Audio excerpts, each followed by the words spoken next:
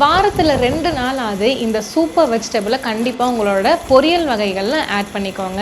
இந்த vegetable calcium, iron, protein, antioxidant, fever அப்போ இம்யூனிட்டியை நல்லாவே பூஸ்ட் பண்ணி கொடுக்கறக்கும், ஒரு பயங்கரமான பிளட் பியூரிஃபையராகவும், வயிற்று புண்களை ஆத்துறக்கும், piles, constipation, fistula, bleeding piles இதுக்காகவும், asthma, dust allergy, nasal block, dry cough, நெஞ்சு சளி இது எல்லாத்தையுமே போக்குறக்கும், டயபெட்டிஸ்க்கு ஒரு அருமையான மெடிசனாகவும், எப்பவுமே டயர்டாக இருக்குது அப்படின்னு சொல்கிறவங்களுக்கு ஒரு எனர்ஜி பூஸ்டராகவும், kidney related issues, urinary problem இருக்கிறவங்களுக்கும் ஒரு அருமையான காய்கறி தான் சுண்டைக்காய். சுண்டைக்காய் வந்துட்டு குட்டியாக இருந்தாலும் பயங்கரமான அது ஒரு ஹெல்த் பாம் அப்படின்னே சொல்லலாம்.